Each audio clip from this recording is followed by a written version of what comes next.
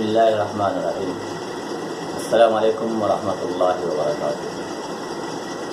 آج کا ہمارا ٹاپک ہے ونس آف گاڈ،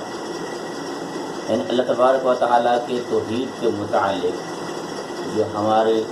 گفتگو چل رہی تھی، اس میں ہم نے اسلام سے پہلے جو فلاسفر گزر چکے ہیں ان کی پوزیشنز آپ کے سامنے رکھی تھی، اور اس کے بعد ہم نے توحید کی دو اقسام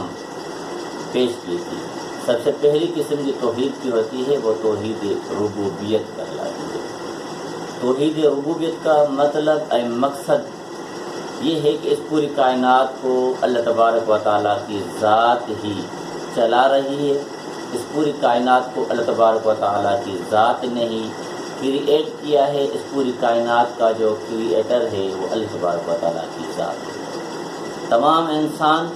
جو اس بات پر بلیو رکھتے ہیں، یقین رکھتے ہیں، اعتقاد رکھتے ہیں کہ اس پوری کائنات کو اللہ تبارک و تعالیٰ کی ذات نے ہی بنایا ہے، وہی اس کائنات کا خالق ہے، وہی اس کائنات کا مالک ہے، وہی اس کائنات کا رازق ہے، اس کو کہتے ہیں توحید ربوبیت۔ ہم نے گزشتہ لیکچرز کے اندر اس بات پر گفتگو کی تھی کہ نبی کریم صلی اللہ علیہ وآلہ وسلم کے جو پیریڈ کے جو لوگ تھے، آپ صلی اللہ علیہ وآلہ وسلم جس قوم کی طرف نبی اور رسول ہو کر کے آئے تھے، جو اولین آپ صلی اللہ علیہ وسلم کی دعوت کے جو مخاطبین تھے، وہ توحید ربوبیت کے اوپر یقین رکھتے تھے، یعنی اللہ کو اللہ، اس پوری کائنات کو اور اس پوری کائنات کے خالق کے اوپر یقین رکھتے تھے کہ اللہ تبارک و تعالیٰ نے اس کائنات کو کیا کیا ہے، بنایا ہے۔ اس کے بعد جو شخص توحید ربوبیت کے اوپر یقین رکھتا ہے، اس کے بعد اس شخص کے اوپر یہ ذمہ داری عائد ہوتی ہے، یہ اس کی پرائمری ڈیوٹی ہے، یہ بیسیکل اس کی ڈیوٹی ہے، اس کے اوپر فرض ہے کہ وہ اس رب کو جس کے اوپر وہ یقین رکھتا ہے کہ وہی خالق ہے، وہی مالک ہے، وہی رازق ہے، اب اس کے لیے یہ بات لازمی ہے کہ اسی رب کی ورشپ کرے، اس کی رب کی عبادت کرے، اسی رب اور اسی خدا کی پرستش کرے، اس کی عبادت کرے۔ یعنی اللہ تبارک و تعالیٰ کی عبادت کے اندر کسی کو شریک نہ ٹھہرائے۔ There is no God but Allah، یعنی اس بات کا اقرار کرے جو ہم اور آپ سب مسلمان کلمہ پڑھتے ہیں کہ لا الہ الا اللہ۔ اس کا مقصد یہ ہے کہ there is no God but اللہ، یعنی عبادت کے لائق، ورشپ کے لائق اگر کوئی ذات، اگر کوئی ہستی ہے تو وہ صرف اور صرف اللہ تبارک و تعالیٰ کی ذات ہے۔ یہاں پر دوسرے نقطے پر ہم تھوڑا غور فکر کرتے ہیں کہ نبی کریم صلی اللہ علیہ وآلہ وسلم کے دور کے جو لوگ تھے وہ توحید ربوبیت کو مانتے تھے، توحید الوہیت کے اندر، ورشپ کے اندر اللہ تبارک و تعالیٰ کے ساتھ دوسروں کو ملاتے تھے، دوسروں کو شریک بناتے تھے، اللہ تبارک و تعالیٰ کے ساتھ دوسروں کی عبادت، ورشپ، بندگی، پرستش کرتے تھے۔ اس کو شرک کہا جاتا ہے۔ نبی کریم صلی اللہ علیہ وآلہ وسلم سے پہلے جتنے بھی انبیاء اور رسول اللہ تبارک و تعالیٰ نے انسان ذات کی ہدایت کے لیے بھیجے تھے، وہ تمام کے تمام اس بات کی دعوت دیتے تھے کہ یا قوم اعبدوا اللہ ما لکم من الہ غیر، یعنی اے میری قوم والو، تمہارا اللہ کے علاوہ کوئی اور معبود نہیں۔ مگر نبی کریم صلی اللہ علیہ وسلم کے دور کے جو لوگ تھے، انہوں نے 360 یعنی 360 یعنی بت بنائے ہوئے تھے، ان کی وہ لوگ کیا کرتے تھے، عبادت کرتے تھے، ان کی بندگی کرتے تھے۔ جو کلمہ ہم پڑھتے ہیں لا الہ الا اللہ محمد رسول اللہ، تو لا الہ الا اللہ کا مقصد یہی ہے کہ there is no god but اللہ، یعنی عبادت، بندگی، پرستش جو ہے وہ اللہ تبارک و تعالیٰ کی ذات کی کرنی چاہیے، اس کے علاوہ کسی اور کی عبادت، کسی اور سے بھروسہ، کسی اور کے اوپر توکل، کسی اور سے مدد مانگنا، کسی اور سے اپنی مشکلات کو حل کرانا، یہ توحید الوہیت کے منافی ہے، توحید الوہیت کے اگینسٹ یہ تھیوری ہے، توحید الوہیت کے اگینسٹ یہ کانسیپٹ ہے۔ توحید الوہیت کا مقصد یہ ہے کہ توکل بھی اللہ تبارک و تعالیٰ کی ذات پر، بھروسہ بھی اللہ تبارک و تعالیٰ کی ذات پر، عبادت بھی اللہ تبارک و تعالیٰ کی ذات کی کرنی چاہیے۔ یعنی پہلی چیز کیا ہے؟ توحید ربوبیت، اللہ کو رب ماننا۔ جب آپ نے اللہ کو رب مانا، اس پوری کائنات کا خالق مالک رازق اللہ کو مانا، اب دوسری چیز جو آپ کے اوپر فرض ہے وہ یہ ہے کہ آپ اسی رب کی کیا کریں؟ ورشپ کریں، اسی کی ورشپ، اسی کی عبادت کے اندر کسی کو شریک نہ ٹھہرائیں۔ اس لیے اللہ تبارک و تعالیٰ نے ارشاد فرمایا قرآن مجید کے اندر، انہ من یشرک باللہ فقد حرم اللہ علیہ الجنہ، یعنی جو شخص، جو فرد، جو معاشرہ اللہ تبارک و تعالیٰ کی عبادت میں دوسروں کو شریک ٹھہراتا ہے، اس کے اوپر اللہ تبارک و تعالیٰ نے جنت جو ہے حرام قرار دی ہے، اس کا ٹھکانہ جو ہے وہ جہنم کی آگ ہے۔ یہ اللہ تبارک و تعالیٰ نے قرآن مجید کے اندر ذکر فرمایا ہے۔ اور اس کے علاوہ اللہ تبارک و تعالیٰ نے قرآن مجید کے اندر سورہ لقمان کے اندر ارشاد فرمایا کہ ان الشرک لظلم عظیم، یعنی اللہ تبارک و تعالیٰ کی ذات کے ساتھ کسی اور کو شریک ٹھہرانا،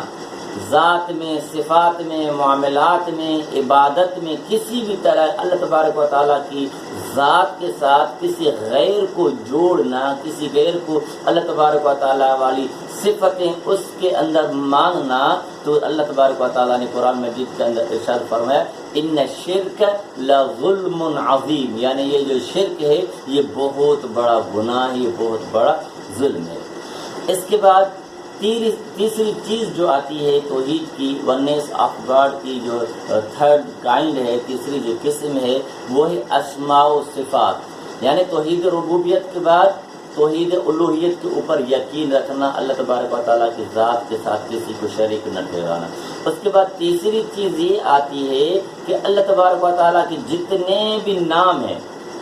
99 نام نبی کریم صلی اللہ علیہ وسلم نے ایک حدیث بیان فرمائی ہے۔ آپ صلی اللہ علیہ وسلم کی اس حدیث کو امام بخاری رحمۃ اللہ علیہ نے اپنی کتاب صحیح بخاری کے اندر روایت کیا ہے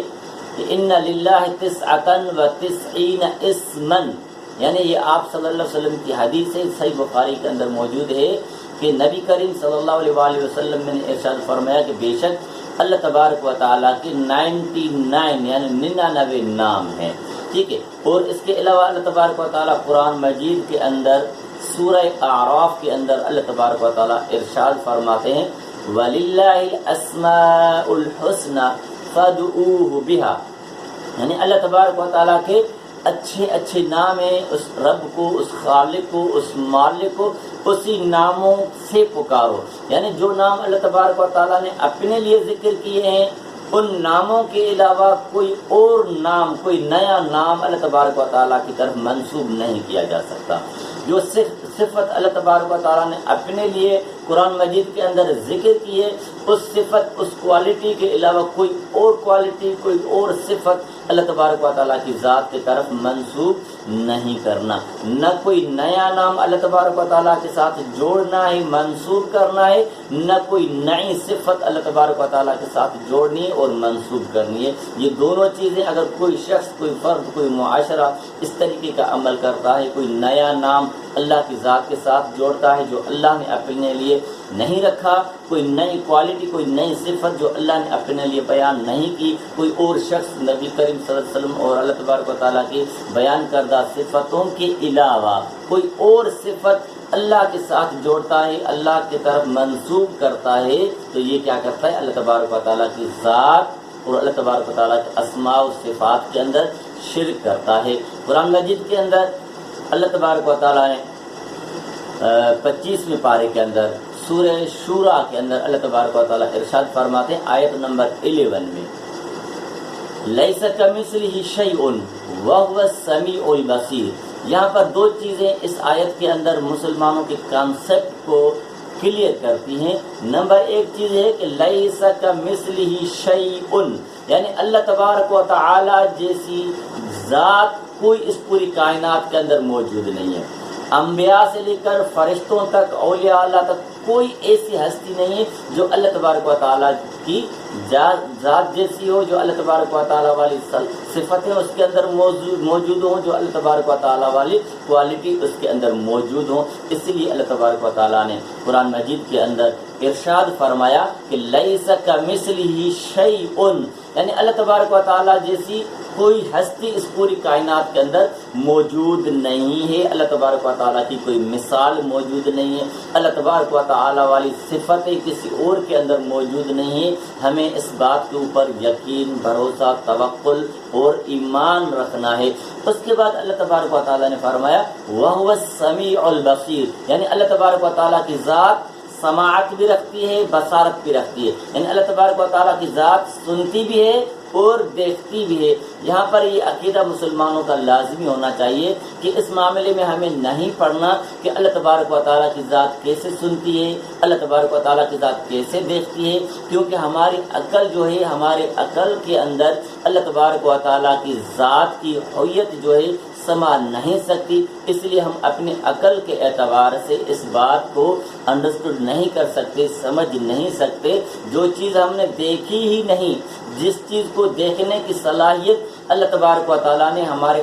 آنکھوں کو، ہمارے عقل کو، ہمارے فہم کو وہ طاقت، وہ ایبلٹی نہیں دی ہے کہ ہم اس ہستی کو دیکھ پائیں۔ اس لیے ہمیں اللہ تبارک و تعالیٰ کے ان احکامات اور نبی کریم صلی اللہ علیہ وسلم کی تعلیمات پر ہمیں کیا کرنا ہے؟ یقین رکھنا ہے۔ تو اس کا مقصد یہ ہے کہ توحید ربوبیت، یعنی اللہ تبارک و تعالیٰ ہی اس پوری کائنات کا خالق، مالک، رازق ہے۔ اس کے بعد عبادت کے لائق اگر پوری کائنات کے اندر اگر کوئی ہستی ہے تو وہ صرف اور صرف اللہ تبارک و تعالیٰ کی ذات ہے۔ نمبر تیسری جو چیز ہے وہ یہ ہے کہ اللہ تبارک و تعالیٰ کے جو اسماء و صفات ہیں اس کے اوپر یقین رکھنا۔ جب یہ تینوں چیزیں کسی معاشرے، کسی فرد کے اندر ہوں گی تو اس کو ہم سچا پکا مسلمان، معاشرہ سچا پکا مسلمان کہیں گے۔ یہی چیزیں مسلمانوں کے اندر مطلوب ہیں، مسلمانوں سے اللہ تبارک و تعالیٰ اور دین اسلام یہی چیزیں، تینوں چیزیں ہم سے کیا کرتے ہیں؟ ڈیمانڈ کرتے ہیں۔ تو ہم سب مسلمانوں کو ان تینوں چیزوں کے اوپر یقین رکھنا ہے، ان کے ساتھ کسی اور کو شریک نہیں ٹھہرانا۔ یہی چیزیں اللہ تبارک و تعالیٰ نے ہم سے چاہیے، تو اس کو کہتے ہیں توحید۔ یہی توحید اہم چیزیں جب ہم قرآن مجید پڑھتے ہیں اس کے اندر قل هو اللہ احد، یعنی کہہ دیجئے پیغمبر صلی اللہ علیہ وسلم کہ اللہ ایک ہے،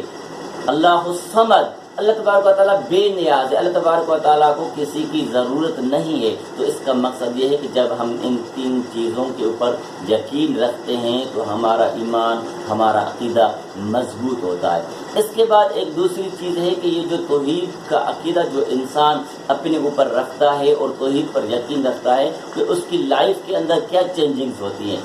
ایفیکٹس کیا ہوتے ہیں پرسنل لائف کے اوپر۔ تو ہم پرسنل لائف کے اوپر توحید ونیس آف گاڈ کے جو ایفیکٹس ہوتے ہیں ان کو بیان کریں گے کہ سب سے پہلا جو ایفیکٹ ہے پرسنل لائف پر، شخصیت پر، پرسن پر، جو شخص توحید پر یقین رکھتا ہے اس کی ذات پر پہلا ایفیکٹ یہ ہوتا ہے a person who believes in the oneness of God